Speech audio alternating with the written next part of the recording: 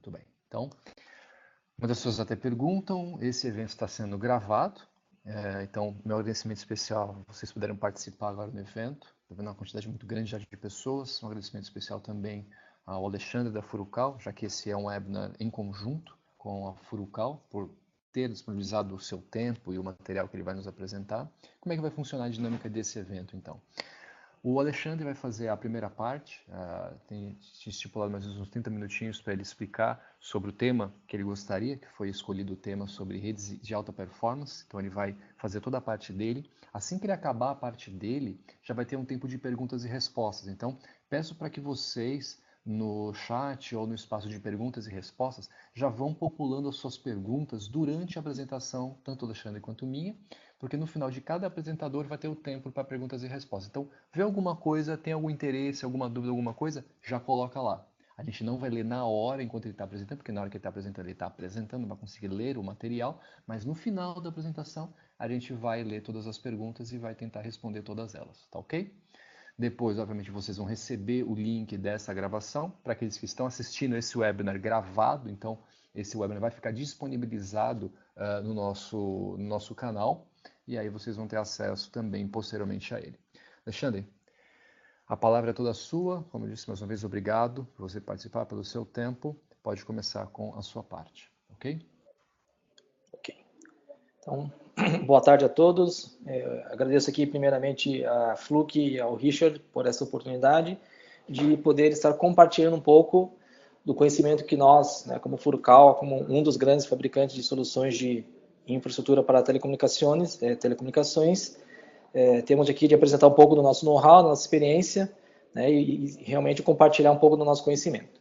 Então, o objetivo dessa apresentação é falar sobre redes em alta performance, preparando sua rede para o futuro. Não, em verdade, não só preparando, como também mantendo, ou deixando sua rede pronta para novas aplicações.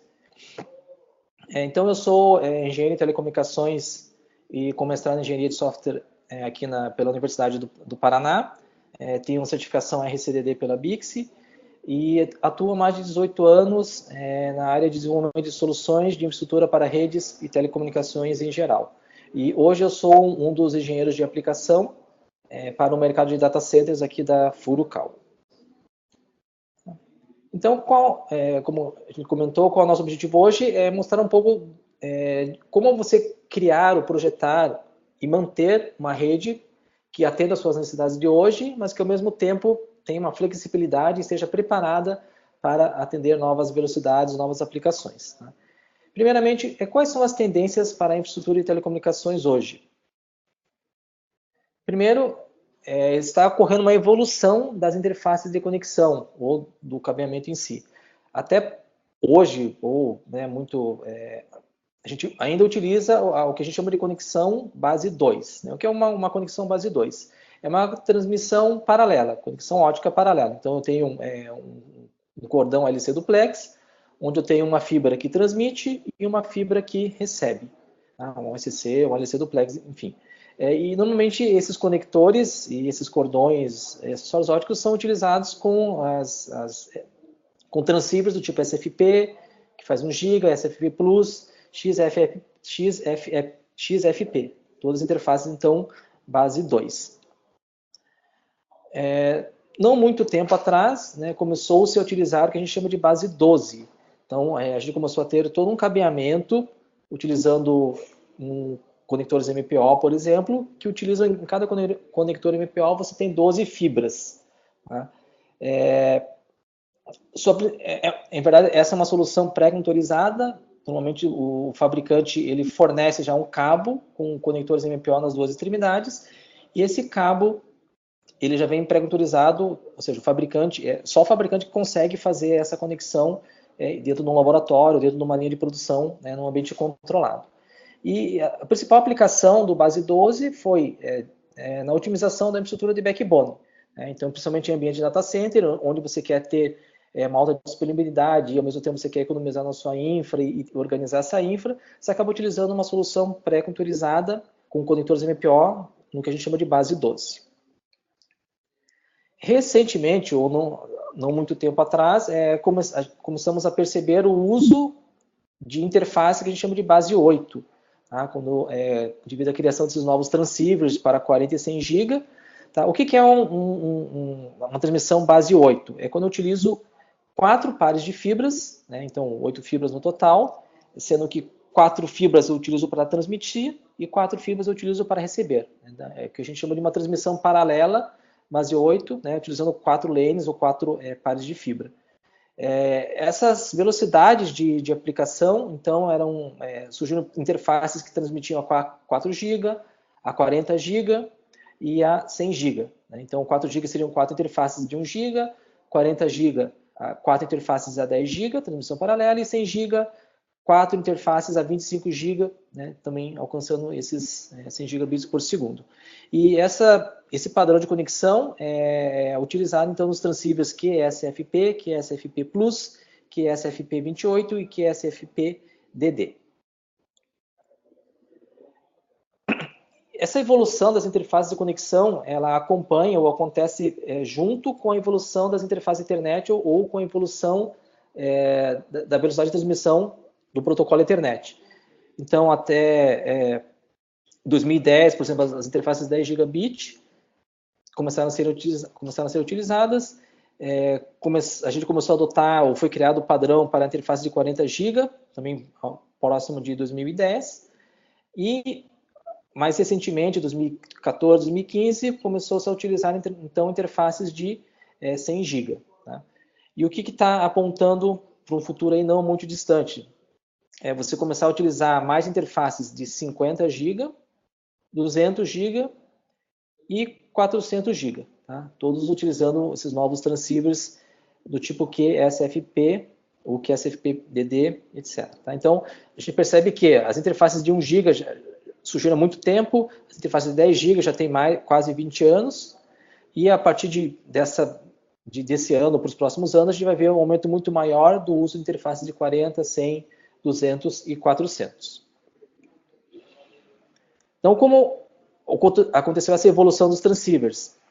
Então, CFP, CFP, CFP2, CFP4, QSFP 28, que faria a transmissão a 25 gigabits, numa conexão paralela base 2, QSFP 28DD e CFP8, tá? Interface que eu já conseguiria alcançar, por exemplo, transmissões de 50, 100 e 200 GB.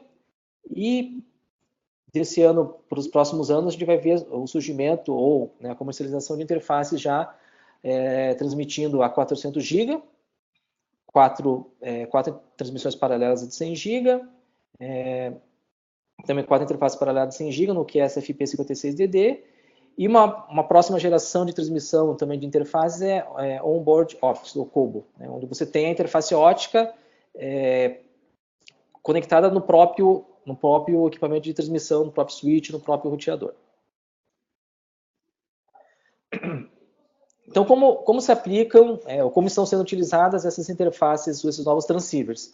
Então, a 25 e 100 GB utilizam os transceivers do tipo QSFP28, tá? Transmitindo com 2 padrões de modulação que a gente chama. Né? Nesse caso, transmite só com um padrão de modulação, que é o NRZ. A próxima geração de transceivers já utiliza um novo padrão de modulação, que é o PAN4, né, onde você faz uma modulação em amplitude e fase, e onde você consegue ter uma transmissão base utilizando 50 gigabits por segundo. Tá? Então, até o 25 e 100, a gente utilizava uma banda base de transmissão de 25, então, 1 para 25, a gente chega nos 25 gigabits por segundo, e para eu chegar nos meus 100 gigabits por segundo, eu faria uma transmissão paralela de 4 por 25, chegando nesse 100. Para eu chegar no 200 e 400 e as próximas gerações, a gente vai utilizar uma outra base de transmissão, que é o PAN4 em 50 gigabits por segundo. Então, para eu fazer uma transmissão em 50, eu utilizo um par a 50. Para fazer 200, eu vou utilizar 4 pares a 50. Para fazer o 400 GB, já utilizando o QSFP56 ou SFP, eu posso utilizar 8 transmissões paralelas de 50 para chegar nos 400. Tá? Da mesma maneira com o QSFP56. E outras interfaces aí também para chegar nos mesmos 100 e 400, utilizando uma outra banda base de 100 GB. Então, com um par a 100 GB eu faria 100, com 4 pares a 100 GB eu chegaria nos meus 400. Então, isso demonstra que, junto com a evolução das velocidades de transmissão dos protocolos de internet, caminhou junto com a evolução dos transceivers, né, e dessa maneira essas velocidades estão sendo atingidas. E um detalhe bem interessante como está o mercado de transceivers para fibra multimodo. Tá? Então, a gente vê aqui, agora, de 2017 para 2018, a interface de 10 GB era a interface mais utilizada nos equipamentos de rede, e a partir do ano passado para agora, os equipamentos estão deixando de vir com uma interface de 10 GB. E a gente percebe que, a gente der um zoom aqui no gráfico, que mesmo a interface de 40 GB também, para esse ano, para o próximo, vai começar a decair, e a gente vai ver muito mais equipamentos chegando com interfaces de 100 GB. Tá? Então, isso é uma tendência muito forte que a minha rede, a minha infraestrutura tem que estar preparada para receber essas transmissões a 100 gigabits por segundo, que vai ser o novo padrão de transmissão para os equipamentos de rede em interface multimodo. Tá? E, em paralelo, também estão crescendo interfaces de 25 GB, tá? Mas mais a nível de equipamento de servidor, né? E já existe alguma coisinha aí de 200 e 400 GB. Então, por que está ocorrendo essa evolução, né, esse aumento da velocidade de interfaces gigabit? Primeiro, porque os equipamentos em si, os servidores, eles estão se comunicando a uma maior taxa de transmissão. Então, o próprio servidor, dentro do meu rack, dentro do datacenter, por exemplo, ele já está conversando a 10 GB, a 25 GB, a 50 GB. Existe uma tendência, no futuro ainda muito distante, que os próprios servidores vão possuir interfaces de 100 GB.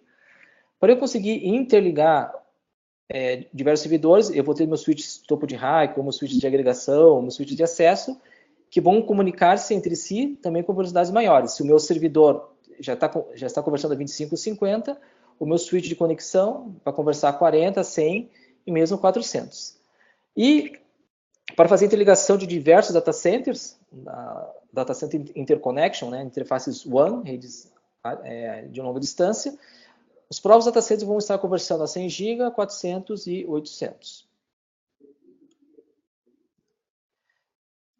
Um detalhe, né, de que maneira eu consigo transmitir na maior velocidade, né, de repente utilizando um par de fibras. Tá? Porque, como a gente comentou, a gente está utilizando uma nova tecnologia de modulação.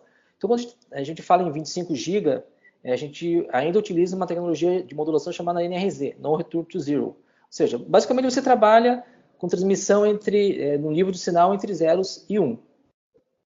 Tá? Então, hoje a taxa máxima que a gente consegue fazendo essa modulação de NRZ é de 25 GB. Para eu conseguir chegar em 50, 100 e velocidades maiores, eu tive que utilizar uma nova tecnologia de modulação que a gente chama de PAN4, né, onde a gente faz uma modulação tanto na amplitude, né, então ele deixa de ser somente zeros e uns e tem uma amplitude intermediária, como também em fase. Né? Isso permite com que eu transmita mais sinais, né, ou mais símbolos, utilizando a mesma largura de banda. E com isso, na prática, consigo aumentar a minha velocidade, né, utilizando o mesmo meio físico. Qual que é o grande problema dessa nova modulação PAN4? Se vocês repararem, eu estou transmitindo mais sinais, tá? E esses sinais eles estão muito mais próximos uns dos outros. Então, isso significa que os transceivers, né, eles têm que ser muito mais sensíveis e têm que conseguir detectar variações mais sutis do sinal, né, para conseguir transmitir nessa maior taxa de transmissão. E considerando tudo isso, então, novas interfaces de transmissão, novas velocidades e novos transceivers. Como que eu devo projetar a minha rede, a minha infraestrutura de telecomunicações, para que eu suporte, né, as aplicações que eu tenho hoje de 10 GB, mas ao mesmo tempo eu esteja preparado para atender ou suportar as velocidades de 40, 100, 200 e 400 que estão por vir. Primeiramente, eu tenho que ter 3 cuidados, 3 considerações. Ter bem definida a minha topologia de conexão, ou seja, dentro do meu data center ou dentro da minha rede corporativa, como vão ser as conexões dos meus equipamentos de rede. Vai ser uma topologia em estrela, onde eu vou ter um elemento central e os switches de agregação e de acesso, ou eu vou ter uma topologia full mesh, onde cada switch vai estar conectado com cada switch para aumentar minha redundância, por exemplo, dentro do data center, ou você uma topologia spine and leaf, onde eu vou ter um switch de agregação, os switches de spine, os switches leaf, também todos conectados entre si. Então, primeiramente, definir a topologia de conexão dos meus equipamentos ativos, né? A topologia física, como esses equipamentos vão estar conectados. O segundo elemento a ser considerado, a ser avaliado, é a velocidade da aplicação. Então, que velocidade que eu vou precisar hoje para os meus equipamentos ativos? Eu vou começar trabalhando com interfaces de 10 GB, o meu switch vai ter interface de 40 GB, ou já vou começar a trabalhar com 100 GB. Então, saber exatamente a velocidade que eu quero transmitir, que eu vou utilizar, e o respectivo transceiver. E vou ter que calcular o orçamento de potência ótica. Quer dizer, o quanto de perda ou quanto de energia ótica, de potência ótica eu vou ter disponível nesse meu canal, né, nessa minha conexão, para que eu consiga atingir aquela velocidade de aplicação que eu escolhi. Então, vamos tentar detalhar um pouquinho mais de cada uma dessas considerações. Primeiro, a topologia. Dentro de um data center ou numa rede corporativa, a gente pode ter uma topologia desde a mais simples. Então, eu tenho o meu rack principal, que está lá na minha área principal, que é o MDA. Eu tenho o meu equipamento de servidores, que está lá no EDA. Eu tenho um switch core, um switch topo de rack, e vou fazer interconexão direta entre essas duas áreas. Então, basicamente, eu vou ter 4 conexões. Eu vou ter um DO, um cassete do tipo MPO, que nós comentamos, tá? Em cada extremidade, eu vou ter um service cable. Isso vai fazer a conexão dessas duas áreas. Eu posso ter uma topologia um pouco mais complexa, onde, por exemplo, eu continuo tendo a minha área de equipamentos, que está no EDA. Eu tenho um MDA onde eu faço uma cross-conexão. Então, no final, eu insiro mais um elemento óptico, mais um cassete MPO. E eu tenho que fazer a cross-conexão para conseguir ativar uma porta ótica, né, que vai chegar lá no final para o meu servidor. Eu poderia ter uma topologia ainda mais complexa, onde eu tenho um MDA, que eu tenho meu equipamento switch core, eu tenho uma área só de cross-conexão, um rack de cabeça de fila, como estando lá no HDA. Eu tenho minha área de equipamentos, onde eu vou ter meus equipamentos servidores ou um switch topo de rack. Então, nessa situação, eu acabo tendo 4 elementos óticos, 4 cassetes do tipo MPO, e cada elemento ótico, cada cassete, ele insere, ele tem um conector ótico, e cada conector ótico acaba inserindo uma perda no meu canal ótico. Né? Então, aqui nessa situação, eu tenho 8 conexões óticas, né? Conector LC aqui, um conector MPO aqui, outro conector MPO, um conector LC, outro conector LC, um conector MPO e um LC, para finalmente chegar no meu equipamento. Então, entre eu sair do meu switch de core e chegar no meu equipamento servidor, eu acabo passando por 8 conexões. Na verdade, 10, né, Alexandre? Porque a gente tem que considerar as conexões do ativo do switch e do servidor, né? Então, no total seriam 10, mas mais pra frente a gente fala sobre essa diferença do porquê no orçamento fazer a conta com 8. Mas 8. Segue aí. Bom, ok, obrigado, Richard.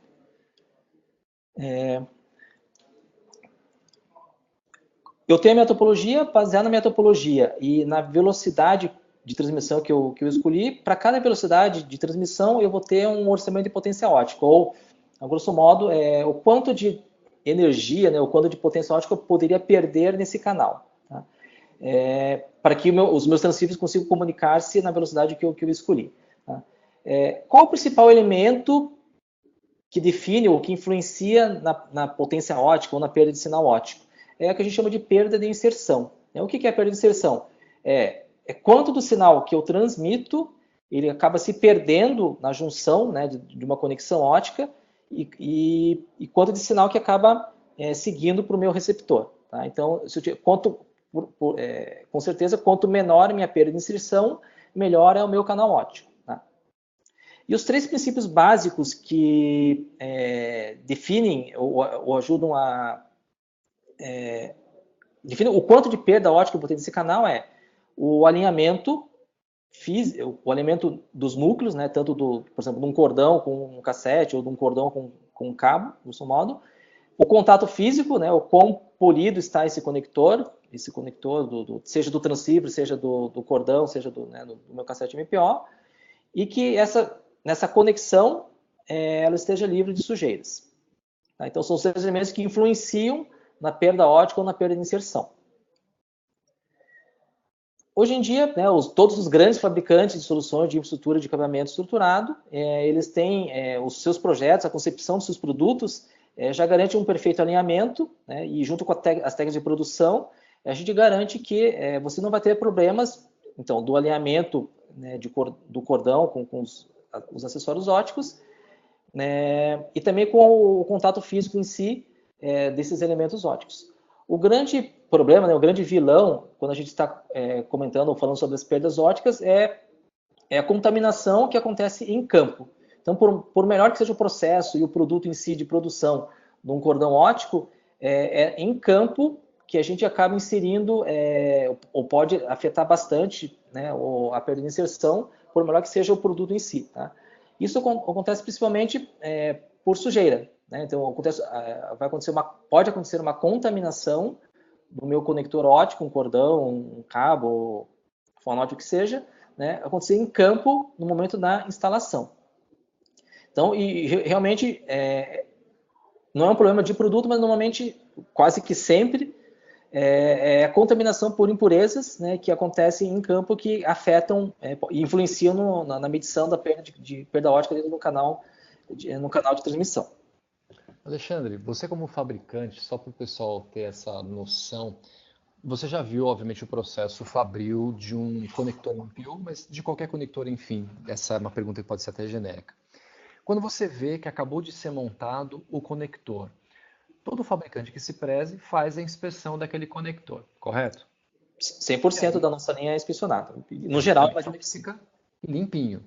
Limpinho. Depois que aquele conector foi produzido e está limpinho, o que é colocado para proteger esse conector? Então, todos... Tem uma tampinha que pode ser de borracha ou pode ser plástica, correto? Exatamente. Essa tampa, ela é limpada, inspecionada? A tampinha em si, não. Né? Correto. Então, uma coisa que eu preciso que todos entendam é que essas tampas, elas não servem para garantir que a fibra tem ou não sujeira, porque ela já pode ter a sujeira na própria tampa. O que essa tampinha vai nas fibras para proteger é contra impacto mecânico. Muita gente acha que ao comprar uma fibra muito cara, muito boa da Furukawa, que ela vai estar limpa, novinha em folha. Eu já posso aplicar. E pode não ser verdade, porque aquela borrachinha, aquela tampinha que está protegendo o seu conector, ela pode ter trazido a sujeira, mas ela garante que a sujeira que possa estar lá não vai arranhar, não vai danificar a tua fibra. Então é só você fazer o processo normal de inspeção e de limpeza. Mas obrigado, Alexandre, por confirmar isso. Justamente. Então, como nós já comentamos aí, todos os conectores óticos, né, em nossa linha de produção, todos os grandes fabricantes, eles são feita uma inspeção visual, 100%, né, da produção é inspecionada, é feita a medição, né, que o que a gente garante, então, que, por exemplo, a perda de inserção estándar dos nossos conectores é 0,3, quer dizer, a perda máxima definida por norma é 0,3, e do conector MPO a gente garante que a perda máxima de inserção é 0,5. Tá? E existem linhas premium, né, de diversos fabricantes que garantem uma perda de inserção menor, né, já de fábrica. Então a gente garante que, por exemplo, um conector LC Premium, ele vai ter uma perda de inserção de 0,20 e um conector MPO Premium vai ter uma perda de inserção de 0,25. Tá? Separar, existe uma grande diferença. Se eu tiver uma linha standard, com 3 conectores MPO, eu vou ter uma perda, estaria inserindo uma perda no meu canal, né, de 1,5 dB. E se eu tiver utilizando uma linha Premium, eu poderia ter um canal de até 6 conexões, né, com os mesmos 1,5 dB de perdas óticas nesse canal. Lembrando que o Alexandre colocou esse valor 1,5 não é à toa, tá? Porque as velocidades, acho que é próximo slide, né? As velocidades para 100 GB, o limite máximo de perda é justamente 1,5. Aí você chega no 1,5, você não consegue mais nem comunicar, porque o resto do seu cabo de fibra vai tirar mais 0,0 qualquer coisa, e aí já deu mais do que 1,5. Então, para 100 GB, por exemplo, já não funcionaria. Um standard, né? Tá. Então, enfim, defini minha topologia, agora eu vou escolher a minha velocidade de aplicação. Tá? Então, eu posso escolher hoje ter uma transmissão a 10 GB, mas eu poderia já considerar, né, que o meu canal, que a minha rede ótica funcione ou esteja preparada para transmitir a 100 GB, ou mesmo 200 ou mesmo 400. Tá? Como já spoiler aí do Richard, qual que é a implicação de tudo isso? Muitas vezes eu faço todo um projeto hoje para transmitir a 10 GB e meu canal funciona a 100%. Eu troco por um transceiver de 40 GB, por um transceiver de 100 GB, eu vejo aqui, para 10 GB, a minha perda máxima de canal, perda ótica, né, o orçamento de potência que eu tenho disponível para esse canal é de 2.6 dB. Né? Se eu migro para 100 GB, por exemplo, a minha potência ótica, o meu power budget, né, a potência ótica que eu tenho disponível para esse canal é de 1.5. Então, por isso que muitas vezes um canal, uma rede que está funcionando a 10 GB, se você troca o transceiver não está com defeito, a sua rede não está com defeito, de repente ela foi projetada para ter uma perda X, mas ela não vai suportar a minha velocidade de transmissão a 100 GB, né? Justamente porque eu não tenho tanto power budget, não tenho tanto orçamento de potência, né, para suportar essa maior taxa de velocidade. Então, aqui, né, como a gente falou, um detalhe muito importante é escolher a velocidade, estar ciente do power budget, ou do orçamento de potência que tem disponível para essa velocidade, e junto com a topologia, você vai escolher os componentes, né, ou vice-versa, né, você vai ter os componentes e vai escolher a topologia que consiga atender esse power budget. A gente consegue, na verdade, para também não ser pego de surpresa, a gente consegue fazer um cálculo de perdas óticas, pelo menos um cálculo teórico, né, para ver se isso já ainda dentro do projeto, para saber se nosso projeto vai conseguir atender a demanda que eu tenho hoje e se esse projeto vai estar preparado para atender as futuras demandas. Tá? Então, segundo a norma, a TIA 568.3.D, tracinho 3.D, ela define que um cabo ótico do tipo OM3 ou M4, ele vai ter uma perda máxima por quilômetro de 3 dB. Tá? Então, a gente tem que levar em consideração também a distância do meu canal ótico dentro do meu ambiente de data center, do meu ambiente corporativo. Então, vamos considerar aqui 3 dB por quilômetro. E eu tenho que considerar, dentro da topologia que eu escolhi, que eu preciso utilizar, as perdas por conector ótico.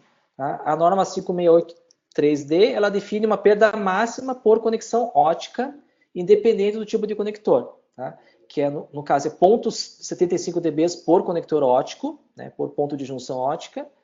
E se você tiver fusão nesse seu canal, a norma permite ou solicita que você considere uma perda de 0.3 dB por fusão ótica. Tá? Também isso aqui são normas ou valores máximos permitidos pela norma. E basicamente, como eu calculo a minha perda ótica dentro desse meu canal? É uma fórmula bem simples. A perda da fibra ótica em si, né, do cabo ótico, em função da distância que ele vai ter, é a perda por conexão ótica, o número de elementos ou de conectores óticos que eu vou ter naquele meu canal, de junções, e a perda por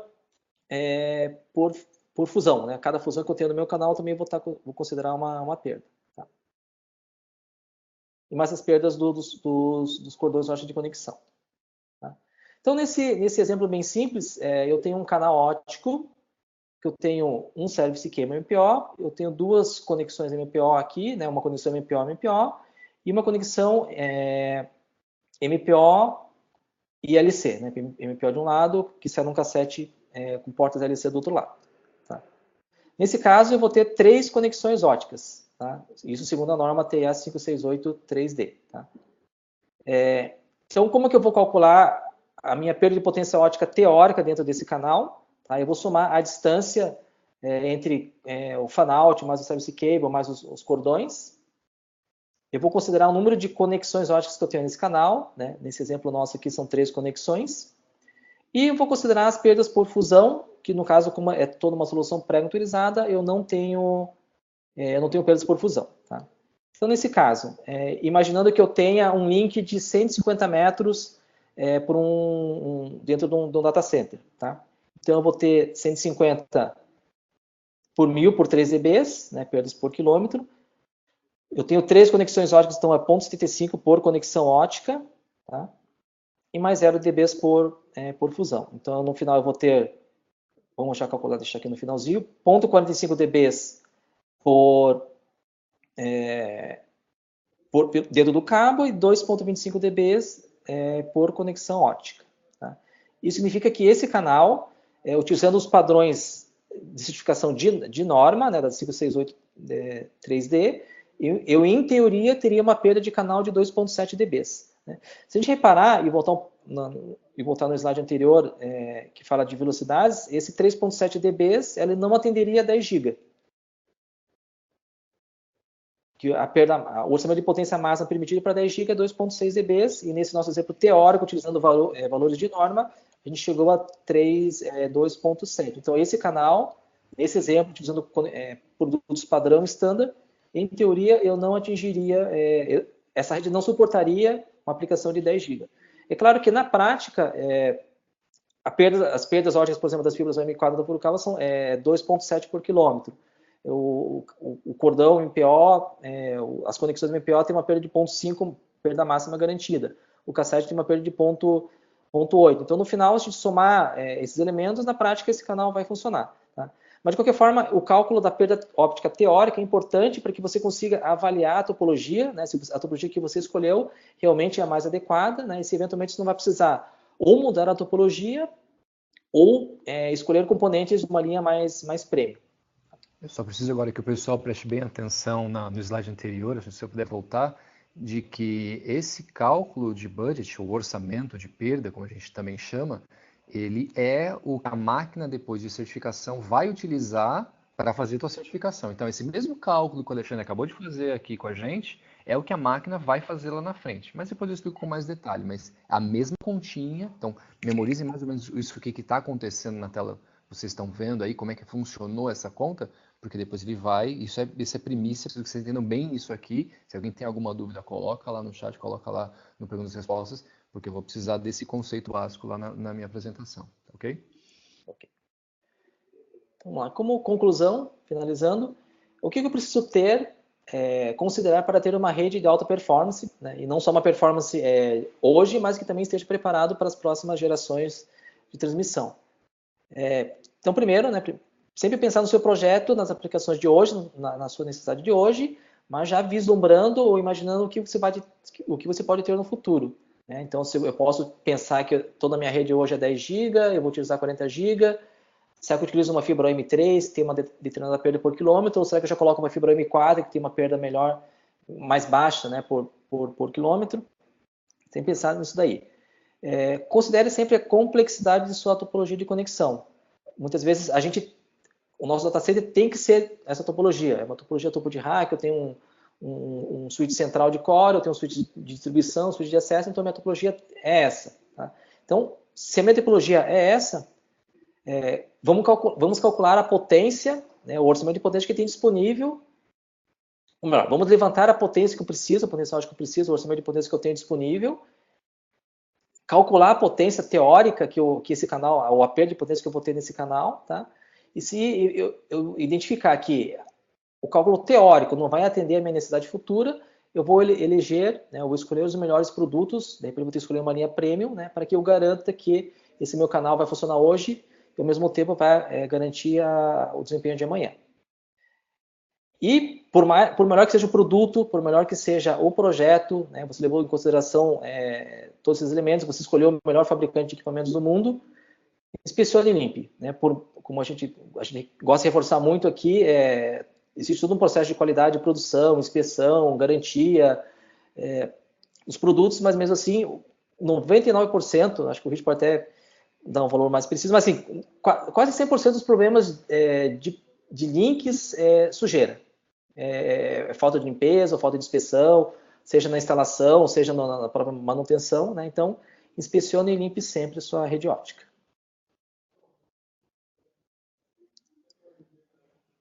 Dúvidas?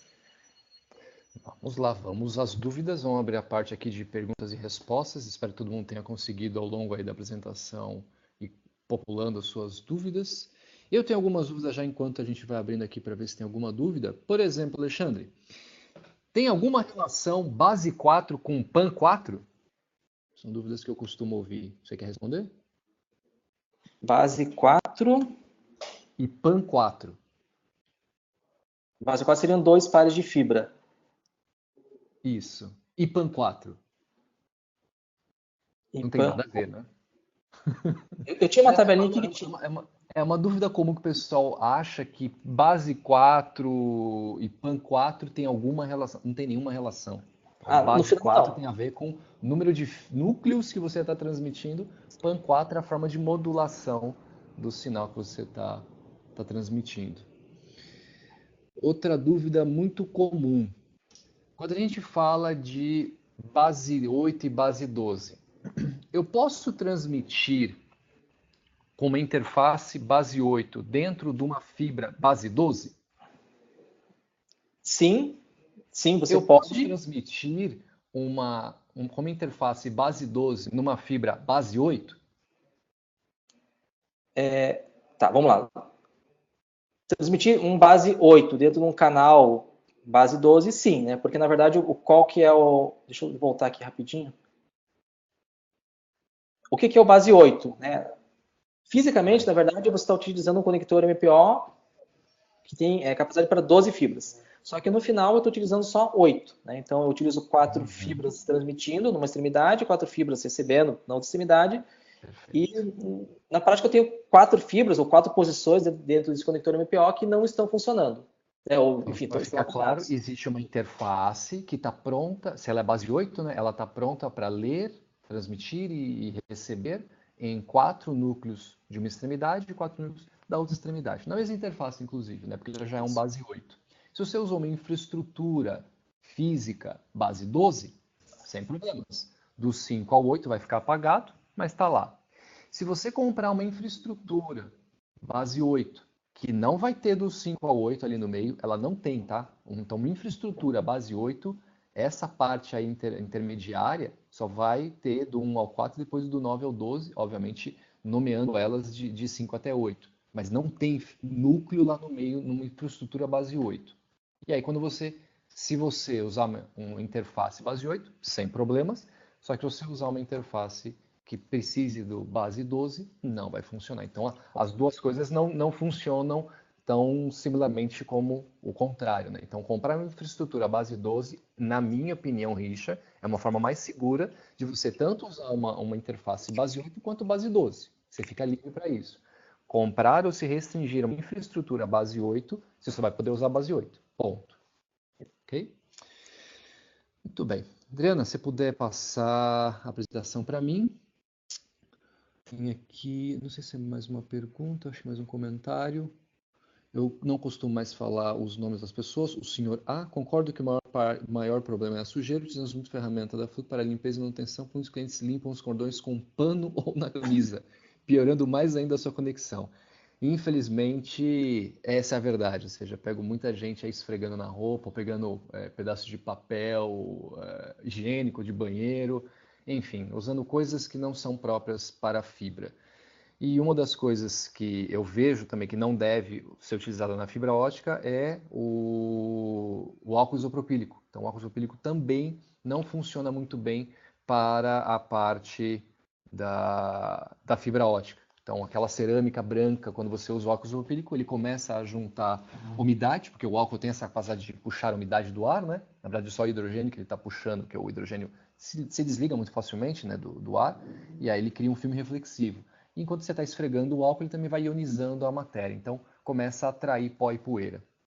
Mas vamos lá, vamos à minha parte, que é a parte, então, de teste. Então, vou confirmar toda a verdade que o Alexandre nos disse até o momento. E começar, obviamente, com o passo mais importante, que é a parte da inspeção e limpeza.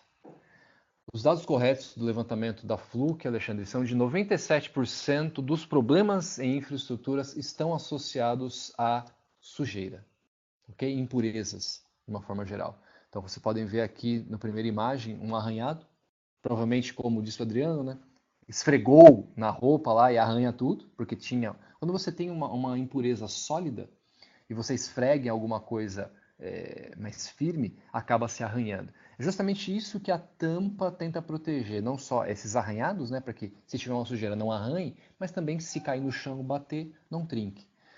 O próximo imagem aí, então, a gordura, a umidade, vocês percebem muito bem nas imagens nas sujeiras maiores, né, você percebe um degrau entre cinzas, né, e do lado direito, pó e poeira. Para quem não lembra, a maior parte do pó e poeira é composto de pele humana. Então, a pele humana, como vai se desfazendo, vai criando pó e poeira. Então, onde tem ser humano, vai ter pó e poeira, tá ok? E aí, clássico. Tem o videomicroscópio, se você não tem, vá em busca de um videomicroscópio. Eu tenho a luneta. A luneta é legal, pelo menos você consegue olhar os seus cordões, você não consegue olhar o bulkhead, a parte fêmea, né, do conector.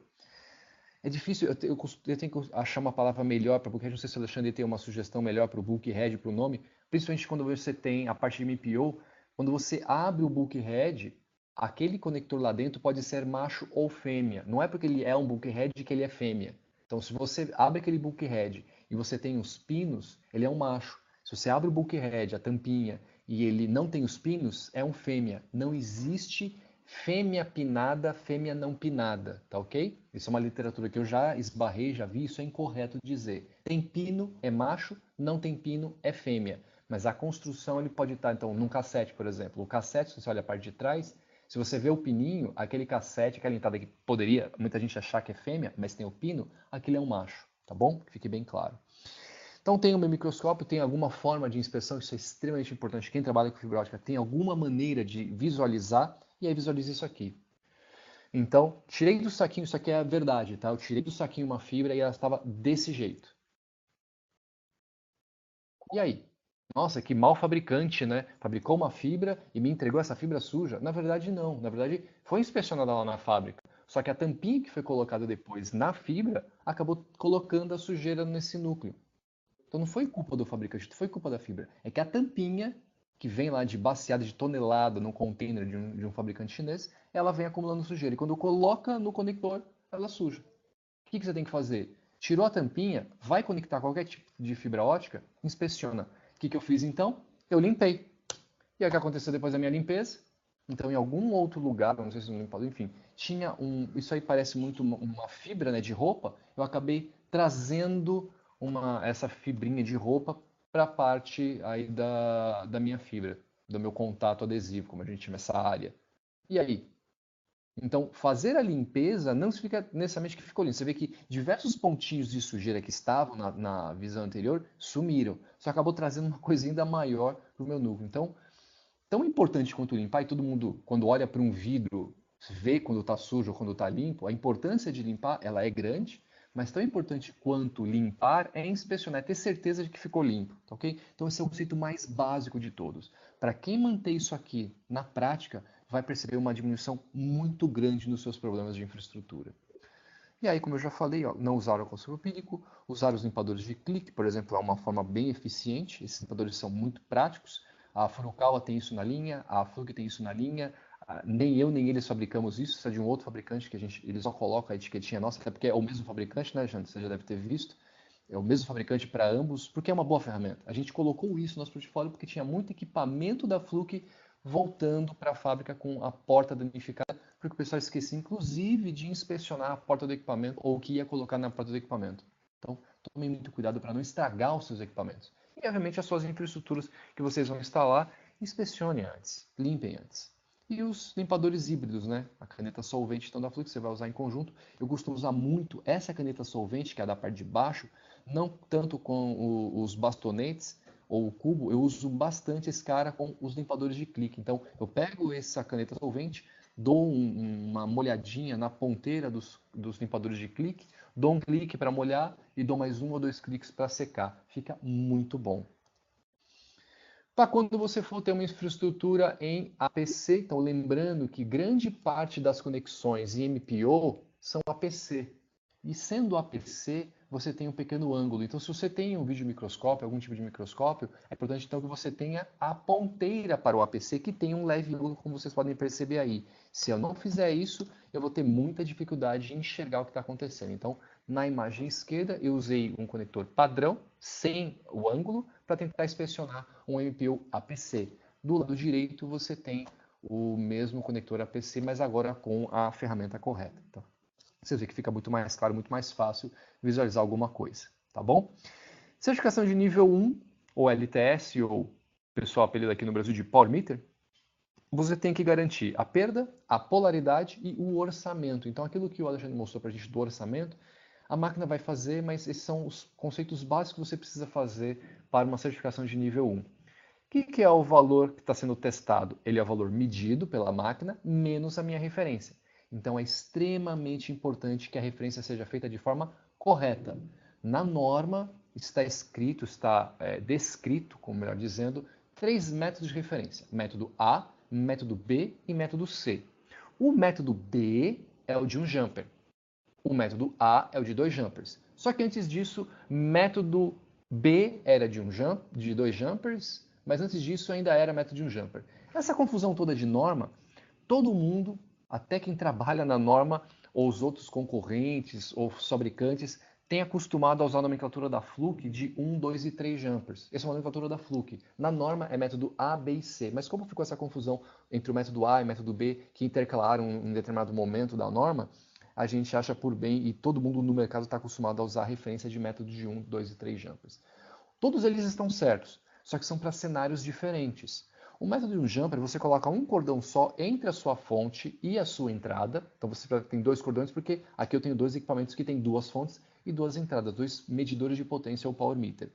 Quando eu vou fazer a medição, todo o meu link está sendo medido, porque a minha referência está desse jeito. Matemática simples. Lembra que eu falei? O que está sendo medido é igual. Desculpa, o que está sendo testado é igual o medido menos a minha referência. Então, o que está sendo medido aqui? Eu estou medindo quantos conectores? Então, entre a minha fonte, eu tenho 1, 2, 3, 4. Se eu usar o meu mouse, imagino que vocês conseguem ver. Então, lá, 1, 2, 3, 4 conectores. Isso é o que está sendo testado, medido, perdão.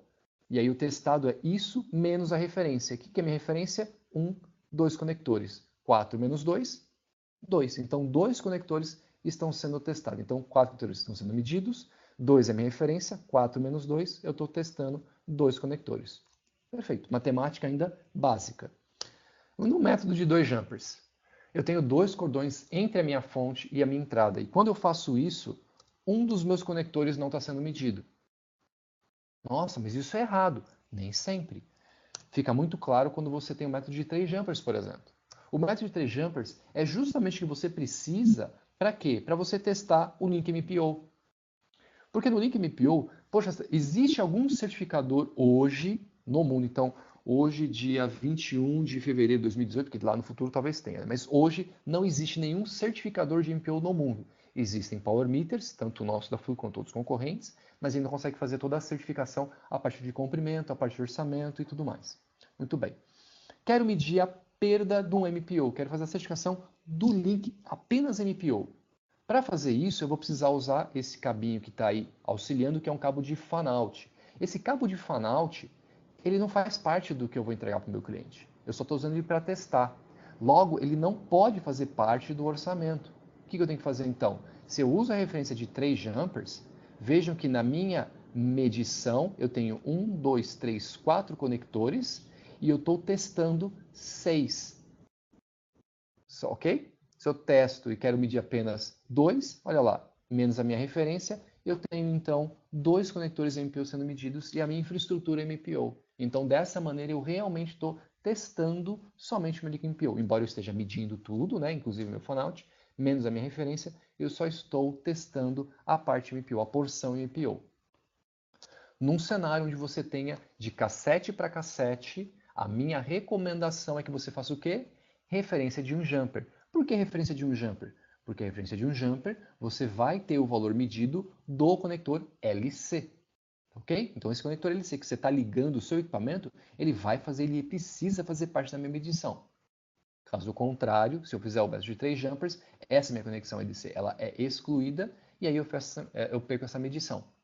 Lembram lá atrás que eu até cheguei a corrigir o Alexandre naquele cenário de cross-connect, onde ele estava mostrando lá 8 conectores no orçamento de budget? Isso está correto. Para o orçamento de budget são 8 conectores. E eu falei, não, mas são 10 conexões no total. A conexão que vai no ativo, seja ele o switch ou o servidor, tanto faz, ela não deve ser medida. Por norma, essa conexão é como se fala o seguinte, quero medir a perda da minha fala, na comunicação, né, a minha fala, por exemplo. Eu não posso medir a perda dentro da minha boca, porque é lá que está sendo gerado o sinal, ou dentro do meu ouvido, porque é ali que está sendo captado o sinal. Eu tenho que fazer do meio de comunicação para frente. Então, da minha boca, que seria o ar, né, para frente, é onde eu vou medir perda da minha voz, porque dentro da minha boca é a origem da minha voz. Então, a perda ali é zero, porque é a origem. Então, por isso que quando você vê aquele esquema, né, do Alexandre, a gente tinha lá no total 10 conexões, somente 8 entravam no orçamento de budget, porque só 8 conexões fazem parte da comunicação. Mais o quê? Mais o cabo. Então, só o conector que vai no ativo, aquela conexão que vai no ativo, é que não é medida. Mas o patch cord, a porção do cabo que vai dali para diante, tem que ser medida. Nesse cenário, usaria mais uma vez o método de 3 jumpers. Por quê? Ora, se a conexão do meu ativo não é para ser medida, se eu usar a conexão de 3 jumpers, vou voltar aqui na tela, a referência de 3 jumpers, quando eu ligar o meu cordão de teste no patch cord que estava no ativo, essa conexão não vai ser medida. Perfeito, tá certinho, tá ok? Então, método de 2, 3 e 1 jumper, todos eles são corretos, depende de como você vai aplicar. Na prática, quando você vai fazer uma garantia do fabricante, então quero mandar submeter para a garantia estendida da Furukawa, e você não vai fazer a referência de um jumper, pegue uma autorização antes com o departamento de aprovação da garantia de que você vai precisar usar o de 2 de 3 jumpers. Porque se bater lá e tiver errado, você vai ter que voltar no teu cliente e imagina que de repente esse cliente já está com uma rede ativa ou que você tenha problemas por conta de localidades, aéreos, hospedagens, de entrar nesse cliente de novo. Você pode perder todo o lucro que você tinha no projeto porque você vai ter que voltar lá e testar de novo porque você testou errado. Então, se você está vendo no teu projeto que você tem que fazer uma referência de 2 ou de 3 jumpers, pegue uma aprovação antes com o departamento de garantia, porque você vai submeter isso à garantia, para que eles chancelem que não, ok, pode ir lá e fazer o método de 2 ou 3 jumpers, tá ok? Nesse cenário, como o Alexandre já explicou, você tem a questão do orçamento. O que me preocupa aqui é o seguinte, vejam que no cálculo que ele colocou para a gente, até peguei a tela dele aqui de volta emprestada, que aí quando você fez o cenário, por exemplo, com 6 conexões de MPO e você colocar essa configuração lá no certificador, então lá no certificador ele precisa dizer que você tem 6 conexões.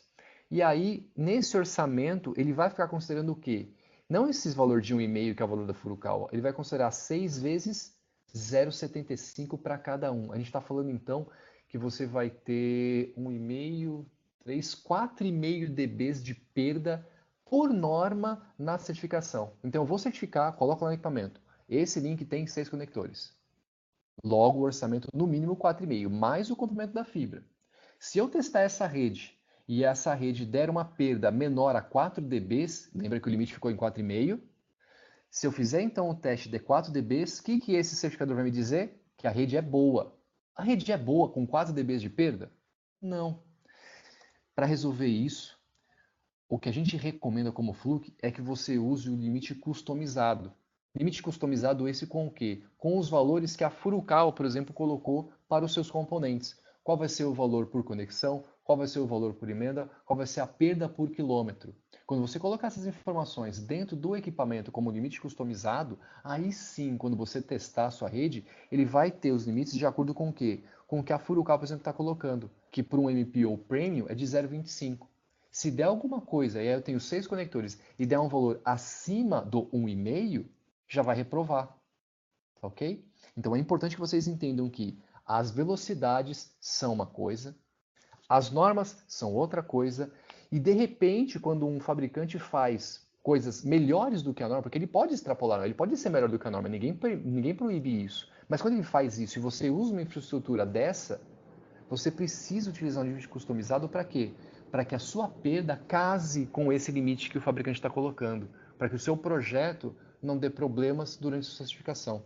Para quem tem mais dúvidas, eu sei que o tempo é muito apertado para isso, me procura, a gente pode tentar ajudar vocês, para quem não entendeu essa parte, mas diferente do cabeamento de cobre, que cada norma, cada categoria 5, 6, 7, tem uma relação direta com velocidade, na fibra ótica não tem. Tanto é que tinha uma tabela lá do Alexandre mostrando que para cada tipo de fibra, para cada comprimento de fibra, você tinha orçamentos diferentes para cada velocidade. Então era bem complexo essa montagem desses valores, porque são áreas diferentes. Existe uma intersecção e essa intersecção seria os limites customizados, tá ok? Quem precisar de ajuda pode me buscar, não tem problema nenhum. Então aqui uma certificação. Aqui, como vocês podem ver, como eu falei, do lado direito, você tem lá a informação de quantos adaptadores, quantas fusões, e é isso que ele vai usar para fazer o quê? Para ele construir o limite. Então, um certificador, ele vai fazer para você, usando com base no que você informa para ele, ele vai dizer para você se essa infraestrutura é boa ou ruim, se você fez um bom serviço ou não. Então, é assim que funciona na parte de certificação. Então, como é que eu garanto que eu entreguei uma boa infraestrutura, que a minha infraestrutura é boa? Eu certifico. E para fazer isso eu tenho que o quê? Eu tenho que fazer uma boa referência, aqui foi feita a referência de um jumper. O valor da referência é bom, então está dentro dos parâmetros aceitáveis para esse fabricante. E aí eu tenho, obviamente, data de calibração estando válida e os valores, obviamente, estando válidos, tá ok? O comprimento ele também vai testar, vai ver de acordo com o limite, enfim, ele vai garantir para você tudo isso. E aí, de acordo com o comprimento dessa fibra, os valores medidos, na parte de baixo você vai ter aqui no rodapé quais são todas as velocidades compatíveis com o quê? Com esses valores. Nossa, 1,88, pô, dá para rodar 40 GB nessa rede, já que ela tem uma perda menor do que em 1,88. Se eu não tivesse colocado uma infraestrutura com um cabo com um coeficiente de 500 MHz, ok? Se eu não tivesse medido que o comprimento dessa fibra tem quase 500 metros. Porque isso não é possível para quase 500 metros, tá ok? Então, por isso que eu falei uma relação bem complexa entre tipo da fibra, valor medido de perda e comprimento da fibra, tá ok? Perda negativa. Por acaso, quando eu vou medir algo, eu costumo fazer analogia com o cachorro, mas não vai dar tempo de explicar toda a analogia. Eu meço na balança física, meço o peso de algo ou de alguém e dá uma perda negativa. Existe por acaso peso negativo? Falando não de física complexa, física avançada, não existe peso negativo. Não existe ninguém com peso ou uma coisa com peso negativo. Então por que alguém, por acaso, em sã consciência, aceitaria uma certificação com um peso negativo? Uma perda negativa? Não existe. Se você pegar uma certificação e tiver uma perda negativa, o que aconteceu? A referência que a pessoa submeteu ao equipamento estava errada. O que precisa fazer com a certificação? Refazê-la completamente, porque a referência foi a base de tudo isso. Se a referência está errada, todas as medições estão erradas. E depois, certificação de nível 2, que não é o TDR. Certificação de nível 2 tem que ainda fazer o LTS mais o TDR. A certificação de nível 2, embora ela seja opcional, quando ela for exigida, eu tenho que entregar o LTS, que é o Power Meter, mais o TDR. E é o único jeito de você conseguir medir as reflexões, ou perda por retorno. Lembra que o Alexandre falou lá de perda por inserção? O pessoal também chama de atenuação. Então, por que perda por inserção? Porque existe outra perda, que é a perda por retorno. Ou seja, quanto de luz eu mandei e parte dessa luz acabou voltando para a origem. Ok? Então isso é perda por retorno. Isso é um parâmetro que depois eu vou mostrar lá para frente. Isso é um parâmetro extremamente importante quando você chega em redes acima de 10 GB. Tem muita rede certificada que na hora que o pessoal começa a rodar 10 GB, não consegue chegar na taxa de 10 GB. Você vai medir a taxa real, ou ver os logs de retransmissão, você vê que aquela rede só consegue performar a 7, 8 GB. Ela não consegue chegar no 10 GB. Por que não chega no 10 GB? Quando eu vou, a maior parte dos casos, e a rede já certificada, né, está associada à perda por retorno. Ok? Quando eu for fazer um teste com o TDR, é obrigatório medir nos dois comprimentos de onda. Para quê? Para detecção de microcurvaturas e macrocurvaturas. Testar nas duas direções também é obrigatória na ISO. Então a ISO, diferente da TIA, a ISO é a norma mundial, né? É obrigatório fazer o teste bidirecional. E a TIA obriga o uso tanto da bobina de lançamento quanto da bobina de final. O que significa? Isso aqui é um traço TDR. Todo TDR faz isso.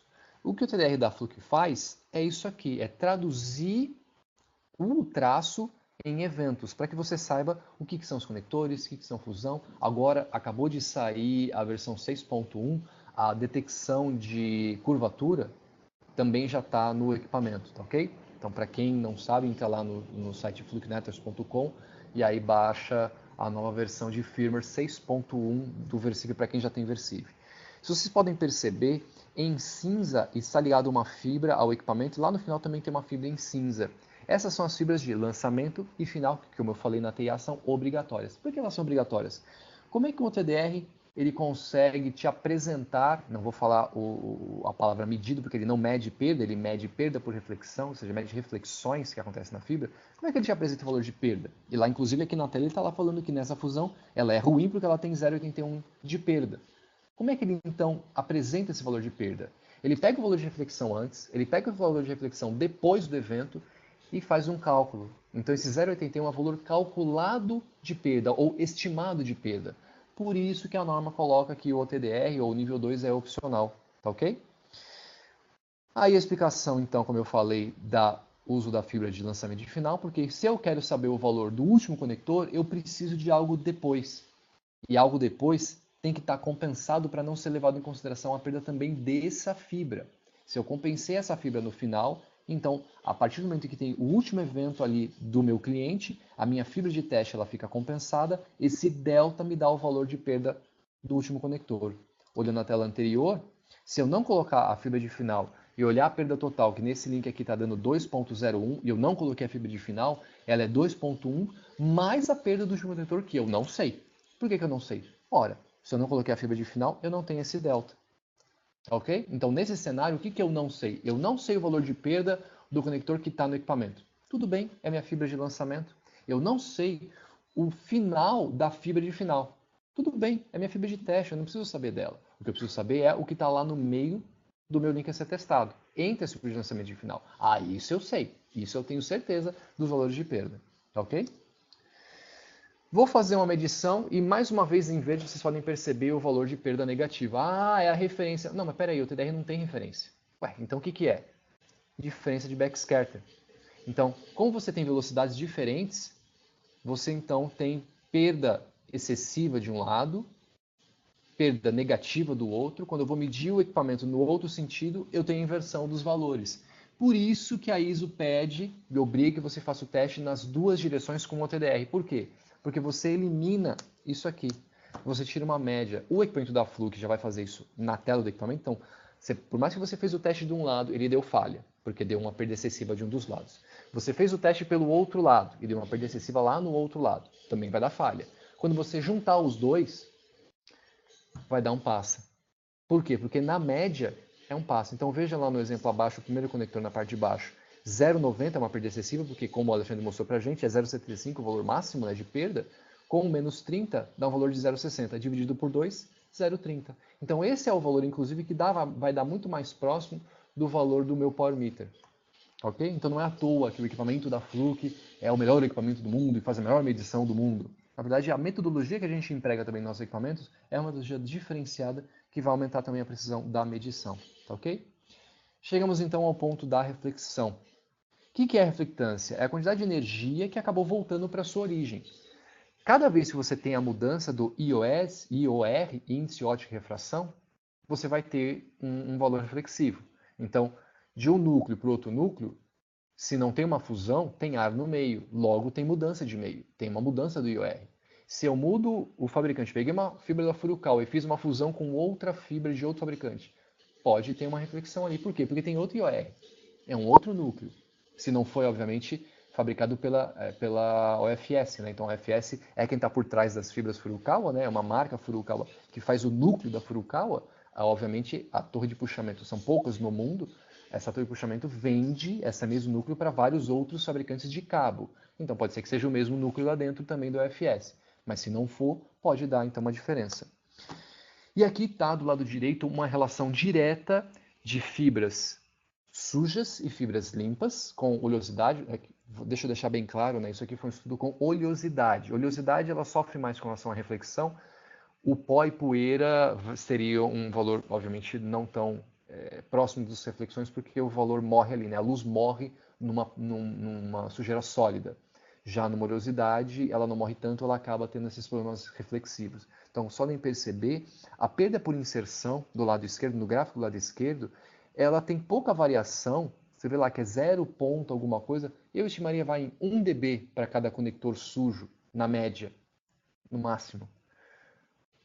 Para cada conector sujo. Então, 1 dB de perda é um valor, pode ser relativamente alto quando você está lidando com altas velocidades. Né? 1 dB, poxa, se eu tenho lá 1,5 para poder rodar aos meus 100 GB, poxa, se eu fizer 2,5 eu já não rodo os 100 GB. Mas vejam que a relação na reflectância é de quase 20 dBs de reflectância. Então é muita coisa. E como eu falei, a IEC e a TIA, a IEC é um órgão ligado à ISO, né? Elas já colocam que a perda máxima por retorno em monomodo de 35 dB e no multimodo 20 dB.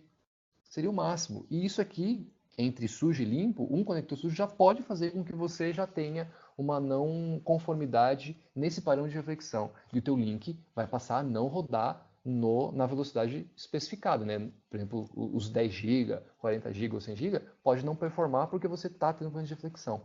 Então, sujeiras, oleosidades, né, são um problema muito grande na reflexão, e reflexão é um problema muito grande em links acima de 10 GB, tá ok? Então, do meu webinar, né, de principais problemas em fibra ótica, o 16º é não definir um limite para a reflectância. Então, se eu faço um teste e não defino um limite para a reflectância, olha lá, menos 15 dB é o valor de reflectância, só que não diz nada, não diz nem tique verde, nem x vermelho. Por quê? Porque não tem um parâmetro. Quando eu defino um parâmetro da norma, e aqui no caso, né, tem uma forma, tem uma tabelinha aqui, como eu já falei, todo mundo vai receber esse material, né, mas fica à vontade quem quiser tirar uma foto agora para decorar ou para memorizar, enfim, para ter esse material. Menos 35 dB é o valor de reflectância para o multimodo, 40 para o monomodo e menos 55 para o monomodo APC. Quando eu coloco esses limites na minha certificação por OTDR, olha lá, esse conector agora sendo retestado, ele já apresenta a falha. Por quê? Porque a perda está ruim. Nossa, mas menos 15 é um valor muito mais baixo. Pois é, 0 dB significa que toda a luz que bateu ali voltou. Vejam que é um valor negativo de perda, menos alguma coisa. Então, conforme eu vou me deslocando do zero, eu vou melhorando a minha transmissão. Então, menos dB é uma força relativa, né? Então, menos da minha origem volta para mim mesmo. Então, quando eu tenho o valor de menos 100, é um excelente valor de reflectância. Quando eu tenho um valor de menos 60, opa, já comecei a deteriorar, mas ainda está dentro do aceitável. Quando eu passo para menos 20, pronto, isso aqui já está ruim. Se eu falar que é zero, toda a minha luz bateu ali e voltou. Tá bom? Então é assim que você fala o que é bom e o que é ruim em reflectância. Então, mais próximos a zero são ruins, mais próximos a menos 100 são valores bons, tá ok? Muito bem, chegamos ao final também da minha apresentação. Vamos abrir agora o espaço de perguntas e respostas. Não sei se o Alexandre tem algum comentário a adicionar nessa parte, enquanto eu vou abrindo aqui a parte de perguntas e respostas. Marcelo pede o encaminhamento da apresentação. Todo mundo vai receber a apresentação e o link do vídeo da apresentação, porque ele também foi gravado. Deixa eu ver se tem mais. Não sei o que a gente já falou. Não estou vendo mais perguntas. Não sei se alguém está ainda digitando alguma coisa. Só dar mais um tempo para ver se alguém manda alguma coisa. Acho que não.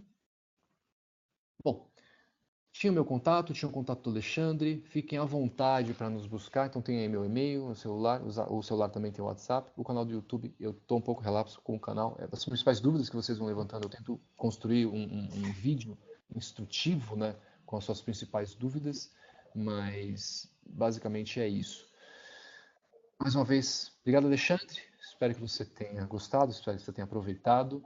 Espero que os participantes tenham gostado e possam participar da nossa próxima apresentação, que será no dia 21 de março. Então, dia 21 de março, das 9 às 10 horas, nosso próximo webinar. Espero que vocês estejam todos aqui. Obrigado, Richard. Agradecemos a oportunidade. Também fico à disposição para qualquer consulta e qualquer dúvida. Perfeito. Só obrigado. Pode encerrar a gravação.